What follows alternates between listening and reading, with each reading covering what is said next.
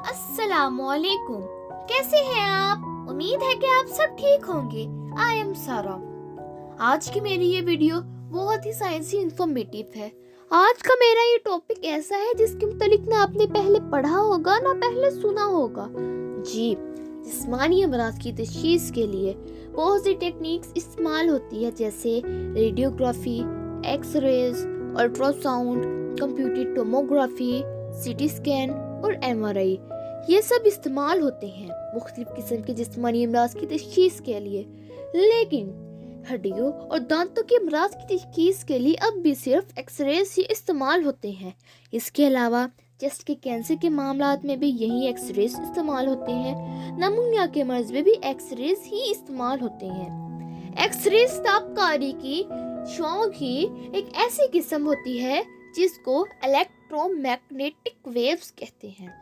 X-rays इंसानी जिस्म की एक ऐसी तस्वीर बनाती है जिनमें तकलीफ में मुब्तला हिस्सा या मुतासरा हिस्सा वाज़िया नजर आता है। एक्सरेज में तस्वीर ब्लैक एंड वाइट शेड में नजर आती है।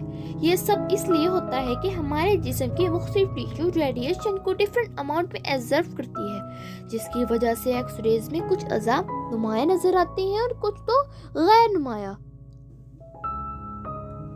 हड्डियों में मौजूद कैल्शियम इन शुआओं को बहुत ज़्यादा जज्ब करता है, इसलिए वो तस्वीर में नुमाया नजर आते हैं, जबकि हमारे टिश्यूज कम जब्त करते हैं, इसलिए वो ब्लैक नजर आते हैं। हमारे जिस्म की चर्बी और नाजुक अज़ा बहुत कम शुआओं को जज्ब करते हैं, इसलिए वो ज़्यादा ग्रे या ब्लैक नजर आते हैं। इसलिए चेस्ट के अमराज में भी एक्सरेज का ही इस्तेमाल होता है। एक्सरेज का इस्तेमाल तो सब करते हैं, लेकिन ये कब, किसने, कैसे इजाद की, ये किसी को नहीं मालूम। इसलिए मैं आपको अपने इस वीडियो में ये बताती हूँ कि आखिर ये एक्सरेज किसने, कब और कैसे इजाद की है। जी, विल्हेम रंटगेन ने एक्सरेज इजाद की है। विल्हेम रंटगेन एक जर्मन के मैकेनिकल इंजीनियर और फिजिसिस्ट थे। वो 27 मार्च 1845 में जर्मनी में पैदा हुए। वो एक खामोश तबीयत के मालिक थे, लेकिन उनमें एक खास बात थी, वो धुन के पक्के थे। वो अपना मकसद हासिल करने के लिए बार बार कोशिश करते, कभी हार ना मानते। 1865 की जर्मनी में जब वो लड़कपन की उम्र में थे तो उनकी बड़ी ख्वाहिश थी कि वो यूनिवर्सिटी में दाखिला ले, लेकिन उनके पास मतलूबा काबिलियत नहीं थी। इसलिए 19 साल विल्हेम ने पॉलिटेक्निक कॉलेज में दाखिला ले लिया। वहाँ उन्होंने खूब मेहनत की। नौजवान विल्हेम बहुत साबिर थे।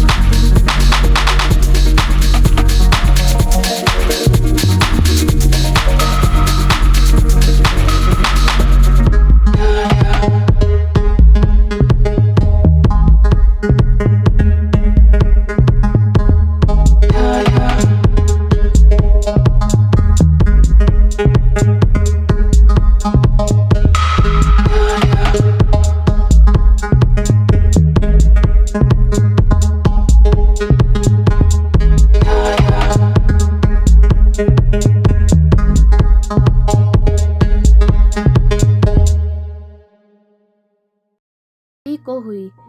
ولہم رونگٹین کو شاید ان کے صبر اور حوصلے کی وجہ سے ہمیشہ یاد رکھا جائے۔ سو گائز، آپ کو میری آج کی ویڈیو کیسی لگی؟ میں نے اپنی آج کی ویڈیو میں آپ کو بتایا ایکس ریز کے متعلق کہ وہ کیسے، کس نے اور کب ایجاد کیے۔ اگر آپ کو میری آج کی ویڈیو پسند رہی ہو تو میری ویڈیو کو لائک، سبسکرائب اور بیل آئیکن کو دبانا مت بھولیے گا تاکہ آپ رہیے ہمارے ساتھ۔ شکریہ، اللہ حافظ۔